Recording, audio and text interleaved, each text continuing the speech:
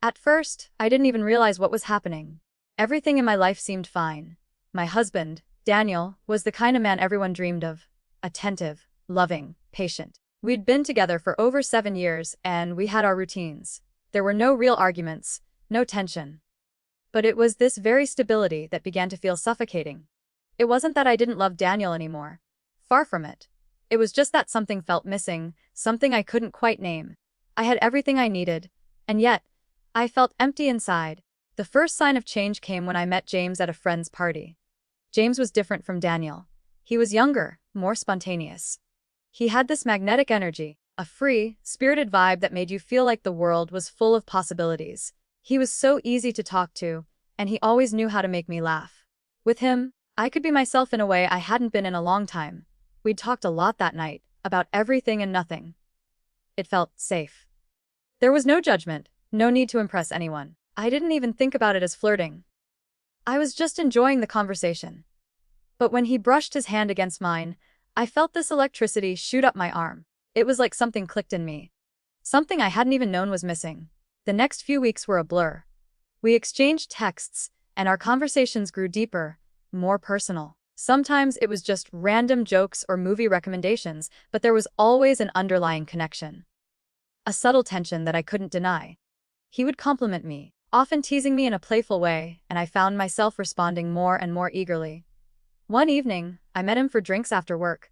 It was just supposed to be a casual catch-up, but by the time we were sitting across from each other in that dimly lit bar, I knew it was more than that. "You're different from the others," he said, leaning in slightly. "You're not like the usual women I meet. You're real. I can tell you're not just putting on a show." His words hit me harder than I expected. I wasn't used to being seen like that. Daniel loved me, but there were so many layers between us. We'd been together so long that sometimes it felt like we were just coexisting. But with James, I felt like I was rediscovering parts of myself I had forgotten. I didn't respond immediately. I was afraid of what I might say. But James was persistent. His eyes locked onto mine, and there was something in his gaze that made my pulse quicken. "You're not married, are you?" he asked, his voice low. I hesitated. "I am," I said, a strange knot forming in my stomach. "But it's complicated." "I get it," he replied, a knowing smile playing on his lips. "Sometimes things just don't feel right?" I was stunned by his directness, but I couldn't deny that he was right. Things didn't feel right at home. Daniel was a good man, but I felt invisible. I began to wonder if I was settling, if I was simply going through the motions. James and I continued to meet in secret, always under the guise of friendship. But the chemistry between us was undeniable. We started flirting openly, and every conversation was charged with this electric tension. It wasn't just the physical attraction. It was the excitement of being seen in a way I hadn't been in years. It was a spark that had been absent from my life, and I craved it more and more. One afternoon, a few weeks after we first met, we were sitting at a cafe when James casually mentioned something that made my heart race. "You know," he said, taking a slow sip of his coffee, "I think we should stop pretending this is just casual. We both know it's more than that, right?" I swallowed, suddenly feeling the weight of the moment. He wasn't wrong, but I wasn't ready to admit it yet. I don't know," I stammered, looking away. "This feels wrong. I'm married." James reached across the table and touched my hand lightly, sending a shiver down my spine. "I'm not asking you to leave him. I'm just asking you to admit that this is real. This connection we have." I wanted to pull my hand away, but I didn't. Instead, I found myself leaning into his touch. "Why are you doing this to me?" I whispered, my voice shaking slightly. "Why are you making this so hard?" He smiled, a soft, understanding smile. "Because I know what you need, and I'm not going to pretend I don't see it." The tension between us grew thicker. I didn't know what I was doing. Part of me wanted to run, to pull back and stop the whole thing before it went too far. But the other part of me, the part I'd been ignoring for so long, was pulled in by this new energy. I was craving it. I wanted to feel alive again. That evening, I went home to Daniel, and everything seemed so ordinary. He kissed me like always and asked about my day. But inside, I was a storm. I couldn't stop thinking about James, about the way he made me feel. The guilt was gnawing at me, but I told myself it was just a passing phase, that I could handle it. But deep down, I knew things had already changed. The weeks that followed felt like I was living in two worlds. On the one hand, there was Daniel, my steady, dependable husband. On the other, there was James, with his reckless charm and the way he made me feel more alive than I had in years. Every moment with him was intoxicating. Every smile, every touch, every conversation felt like a secret only we shared, a forbidden thing that made me want more. I tried to keep things normal at home. I'd kiss Daniel when I came in, ask about his day, listen to his stories. But it all felt so distant, like I was watching someone else's life unfold. I couldn't deny it anymore, I was living a double life.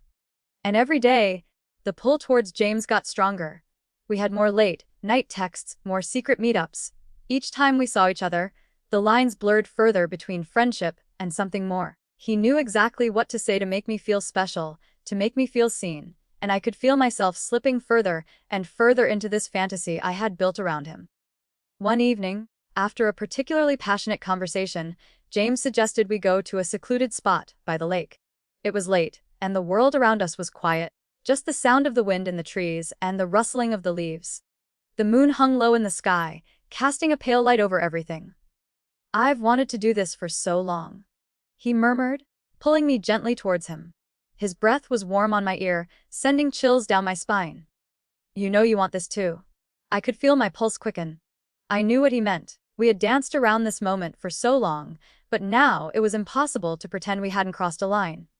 I looked up at him, my mind racing. "I shouldn't be doing this.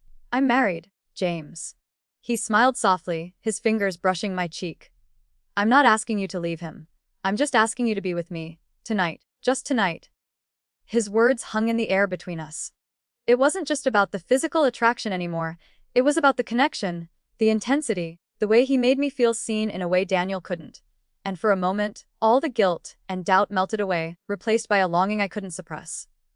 Before I knew it, I was in his arms, our lips meeting in a kiss that was both desperate and tender. The moment felt like it stretched on forever, as if time had stopped and everything else had faded into the background. I knew what I was doing was wrong, but in that instant, I couldn't bring myself to stop. Later that night, as I lay in bed beside Daniel, I tried to push away the images of James from my mind, but it was impossible. The guilt gnawed at me, but it was mixed with something else. Something more dangerous. The thrill of doing something forbidden, something that felt like my secret. And then, the tension between Daniel and me grew. I could feel the distance growing every time we spoke. He was more distant too, like he could sense something was off. I tried to push it out of my mind, but I couldn't. I kept telling myself it was just a phase, that I could control it. But deep down, I knew I was in over my head. One evening, Daniel confronted me. He was sitting at the kitchen table, his arms crossed, a serious expression on his face. He'd always been able to read me like a book. "You've been acting different lately," he said quietly. "What's going on, babe? You're distant, and I've noticed you've been distracted." I froze. My heart skipped a beat. I hadn't expected him to confront me so directly, but it was clear he knew something was wrong. "I'm fine," I replied, forcing a smile. "Just tired. Work's been stressful." But Daniel wasn't convinced. He leaned forward, his gaze intense. "Is it just that? Or is there something else? I don't know what's going on, but I feel like I'm losing you." I swallowed hard, panic rising in my chest. I couldn't tell him the truth. I couldn't tell him that I had been falling for someone else, that every part of me wanted to run towards that dangerous thrill. "I'm not going anywhere," I lied, the words tasting bitter on my tongue. Daniel studied me for a moment, his eyes searching mine as if he was trying to read the truth between the lines. But I managed to keep my composure, and eventually, he sighed and leaned back in his chair. "All right," he said, his voice heavy. If something's bothering you, we need to talk about it." I nodded, pretending everything was fine. But inside, I was screaming. My heart was torn between the man I had committed to and the excitement I had found in James. The more I pushed away Daniel's concerns, the deeper I sank into this new world. This world where I was someone different, someone who could feel alive again. Later that night, I texted James. "I can't keep doing this. I'm torn, James. But I can't stop thinking about you." He responded almost instantly. "I know. I feel it too. We can't keep pretending this is nothing." The words made my heart race. I knew what I was getting myself into, but I couldn't stop. I needed more of him, and the more Daniel pulled away, the more I found myself slipping into James' arms. For a few days after that conversation with Daniel, I felt like I was walking on eggshells. He didn't bring up James, and he didn't mention anything about what had happened. It was almost like everything had gone back to normal. Too normal. We were back to our routine work, dinner, TV shows, small talk, but I couldn't shake the feeling that something was wrong, that the calm between us was just the surface of something deeper. It was a Thursday evening when Daniel casually mentioned, "We're having some guests over tonight." I was surprised, not because we never had company, but because Daniel never usually gave me a heads up about these things. He liked to plan things last minute. I raised an eyebrow. "Guests? Who? You'll see." He replied with a smile, the kind of smile that didn't quite reach his eyes. "I think you'll be surprised. Just make sure you're dressed up." I felt a knot form in my stomach, but I didn't question it. I assumed it was just another one of Daniel's usual surprises. Maybe it was someone from his work or a neighbor. I didn't think anything of it. I spent the next hour getting ready, choosing something simple but elegant. I stood in front of the mirror, brushing my hair and trying to steady myself. The nerves I felt were so out of place. Was I just paranoid? Was I feeling guilty over something I had no reason to feel guilty about anymore? Maybe it was the way I'd been hiding my secret for so long. Maybe I was just overthinking. I heard Daniel talking to someone at the door. I could tell from his voice that the guest had arrived, and I straightened up. For some reason, I couldn't shake this sinking feeling. "Come in, come in." I heard him say with a warmth that felt a little forced, "Make yourself at home." I took a deep breath and walked into the living room, where Daniel was already standing with a glass of wine in his hand, his smile wide, almost too wide. And then I froze. Standing next to him, looking more relaxed than I'd ever seen him, was James. James. I blinked, completely stunned. My heart skipped a beat, and my mouth went dry. "James." I breathed, my voice barely a whisper, surprised. Daniel's voice was calm, almost too calm. He wasn't angry or even disappointed. He looked amused, like he was watching a play unfold before him. I turned to look at Daniel, my mind racing. What the hell is going on? Why is he here? Daniel took a casual sip of his wine and gave me a look I couldn't quite read. "You said we should all be honest with each other, Claire. You said you wanted everything out in the open. So, I thought it was time to bring the truth into the light." I could feel my hands shaking. "This is insane," I muttered, my thoughts colliding. "I didn't expect this. I didn't know you were okay with this." Daniel smiled, but this time, it was different. It wasn't a smile of reassurance. It was the kind of smile that meant he knew exactly what was happening.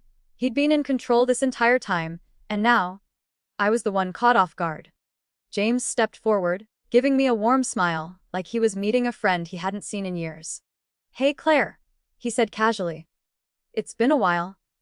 I felt a cold shiver run down my spine. He wasn't acting like a man who was supposed to be the other guy. He was acting like someone who belonged in this house. I wanted to say something, to tell them both that this was all wrong, but the words wouldn't come. Daniel chuckled at my silence. "You look a little shocked," he said. "I told you this would be a surprise." I was still standing there, frozen, as James sat down on the couch, making himself comfortable like it was the most natural thing in the world.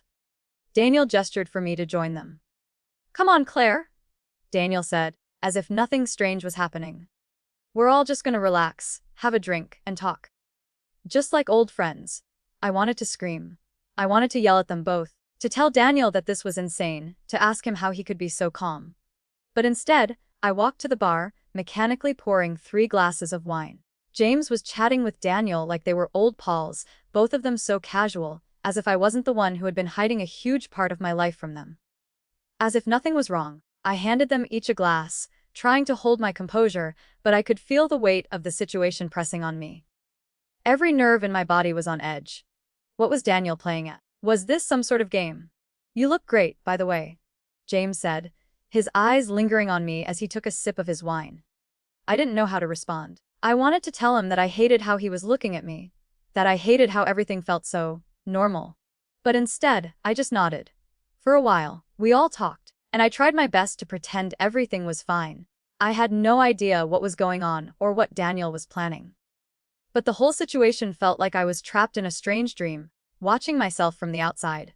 And then, just as I thought things couldn't get any more uncomfortable, Daniel's voice broke the tension. "So, Claire," he said, his tone suddenly serious. Now that we're all here, let's talk about things, shall we? About honesty. About trust. I turned to him, my heart pounding in my chest. What do you mean? Daniel smiled at me, a little too smugly, and I suddenly realized that this wasn't just about the surprise guest. This wasn't just about James. He was playing me, playing us both. I think it's time to lay everything out on the table, Daniel said calmly, setting his glass down. You've been keeping secrets, Claire, and I think it's time for you to face the consequences.